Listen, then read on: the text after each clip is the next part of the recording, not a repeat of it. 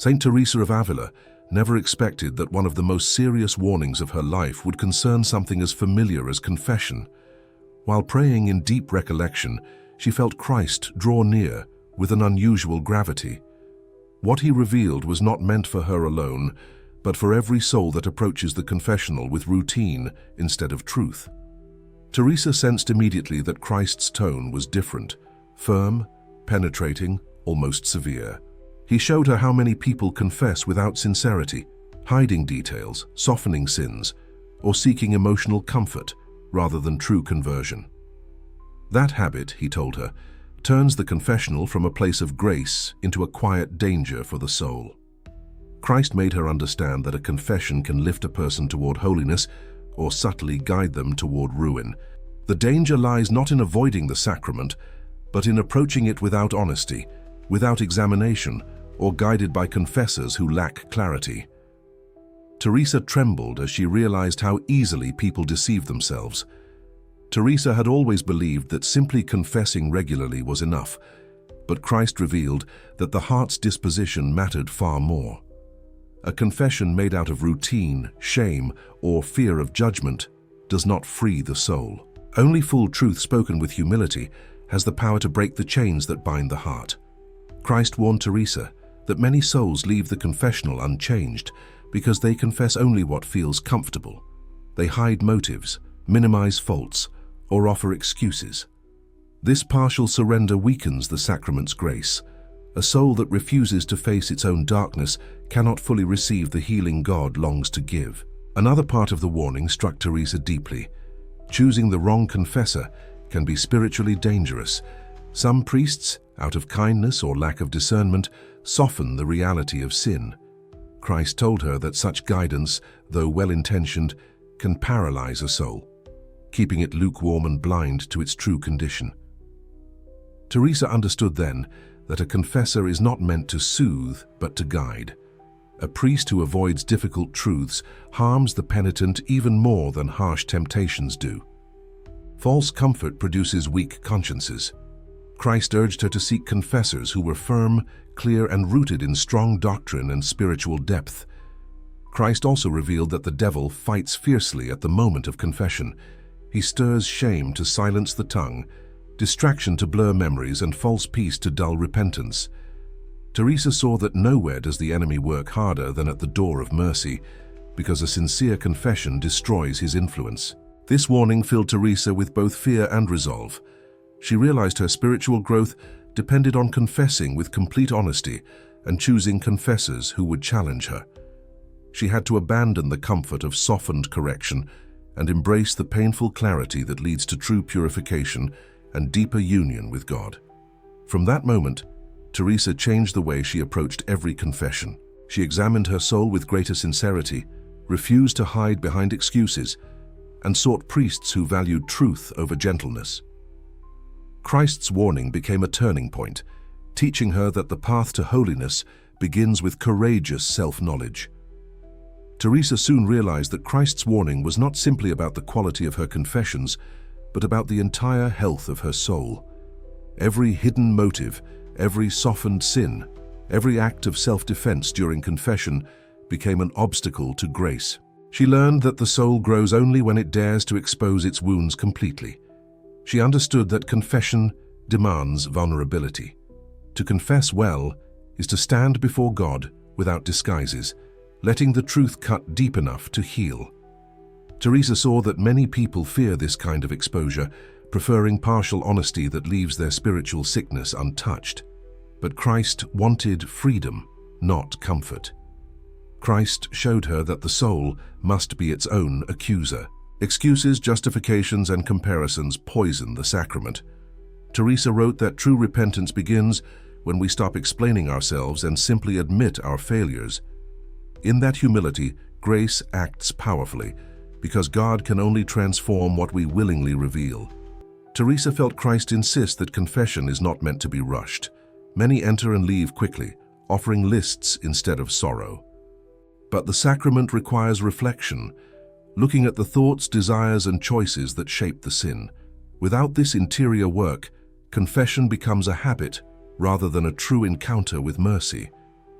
One of the most sobering parts of the warning was about self-deception. Teresa realized how easily the soul lies to itself, believing it has repented when it has only admitted facts. Christ taught her that real repentance demands change, a firm decision to turn away from sin, even when the habits are strong and painful to break. Christ also revealed that the devil tempts souls to delay confession. He whispers that the sin is small, that there will be time later, or that God already understands. Teresa saw that this delay weakens the conscience and gives the enemy room to build strongholds. Confession delayed becomes grace postponed. Teresa learned that frequent confession is not about perfectionism, but about purification. Each sincere confession weakens old habits, strengthens virtue, and sharpens the soul's sensitivity to God. But frequency means nothing without sincerity. Christ wanted her to combine regular confession with deeper self-awareness and courage. Christ also warned Teresa about confessing without sorrow. Some people tell the truth, but do not feel wounded by their sin. Teresa realized that sorrow is a gift that must be asked for, not manufactured. A heart that feels nothing should pray humbly, "Lord, give me the grace to weep for what offends you." Another danger Christ revealed was confessing for the sake of emotional relief. Some enter the confessional seeking comfort rather than conversion. Teresa understood that comfort is a consequence of forgiveness, not its purpose. The goal is transformation, not momentary peace. True peace comes only when sin is confronted fully. This profound warning reshaped how Teresa guided others. She began urging her sisters to confess with clarity, courage, and a sincere desire for holiness. She taught them that confession is the soul's furnace, where impurities burn away. Yet only those who enter willingly into the fire experience its healing power. Teresa also learned that confession requires silence before God. Not the silence of fear, but the silence that allows the soul to hear the truth it avoids. She realized that many people rush to speak, but never pause to listen. In that silence, God exposes hidden attachments, revealing what truly needs conversion. Christ made her understand that habitual sins do not disappear by confession alone. They require firm purpose of amendment, concrete steps, discipline, and sacrifice. Teresa saw that grace strengthens the willing heart, but cannot transform a soul that refuses real effort. Confession prepares the soil. The penitent must sow change. Teresa often struggled with discouragement, especially when confessing the same faults repeatedly. Christ warned her against despair. He said the devil uses repeated falls to convince the soul that change is impossible. But perseverance in confession, done sincerely, slowly destroys the roots of vice and strengthens the will to rise again. Another danger Christ revealed was confessing with pride. Some people highlight their sins dramatically to appear humble or confess only respectable faults. Teresa understood that pride hides behind false sincerity. True humility is simple and direct, without exaggeration or performance. God listens to truth, not theatrics. Teresa also perceived that shame, though painful, can be holy. Christ told her that shame humbles the soul, breaks pride, and opens the heart to grace. But when shame becomes fear, silence, or avoidance, it becomes a weapon of the enemy. Holy shame leads to mercy. Destructive shame leads to secrecy. 26. Christ revealed that many souls confess with divided hearts. They name their sins but cling to their causes, relationships, habits, comforts. They refuse to surrender. Teresa realized that confession is incomplete when the will still protects the source of temptation. Freedom requires detachment, even when painful. Teresa began teaching that confession must be anchored in love for God, not fear of punishment. Fear may begin the journey, but only love sustains true transformation. A soul that confesses out of love is ready to change, ready to sacrifice, and eager to break whatever offends the one it loves. Christ also warned her that interior clarity must precede confession. Teresa encouraged her sisters to examine their hearts daily, not only before the sacrament. This daily awareness prevents blindness, exposes subtle sins, and prepares the soul to confess with depth rather than superficiality.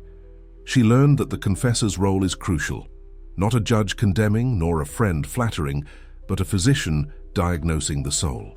Teresa sought priests who spoke truth with compassion, correcting her without crushing her.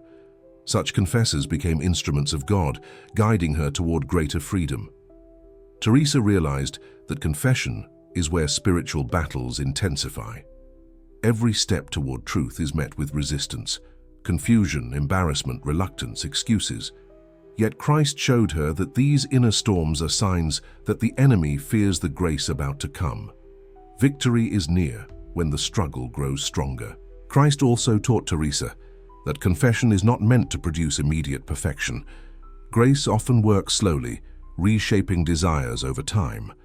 Teresa realized that impatience with one's faults can become its own temptation. True growth comes through steady surrender, confession after confession, allowing God to rebuild the soul patiently. She saw that many abandon confession when they no longer feel forgiven. Christ revealed that forgiveness is grounded in His promise, not in emotion. A soul must trust the sacrament's power even when consolation is absent. Feelings waver, but divine mercy remains constant. Trust becomes an act of worship. Teresa also witnessed how powerful confession becomes when combined with prayer. Prayer reveals the wounds, confession cleanses them, and grace strengthens new beginnings. Without prayer, the soul remains shallow and blind to deeper sins. Without confession, prayer exposes, but does not heal. Together, they transform. Christ warned her that the confessional is often where spiritual pride secretly grows. Some leave proud of their honesty, comparing themselves to others. Teresa saw that pride poisons even the most accurate confession. She learned to leave the sacrament quietly, thanking God, not admiring herself. Another lesson was the importance of obedience. When a confessor offered counsel or penance, Teresa accepted it even when difficult. She believed that obedience purified her intentions, making her surrender more authentic. Through obedience, confession became not only forgiveness, but training for holiness. Teresa realized that authentic confession demands clarity, not vagueness. She began guiding others to name sins directly, without disguising them behind vague descriptions. Clarity gives the priest room to diagnose the soul accurately. Vague confession keeps the soul trapped in shadows. Christ made her understand that confession restores spiritual vision. Sin clouds perception, distorts judgment, and weakens resolve. But every sincere confession clears the interior eye, allowing the soul to see God's will more clearly. Teresa often said that a freshly confessed soul walks more confidently in the light.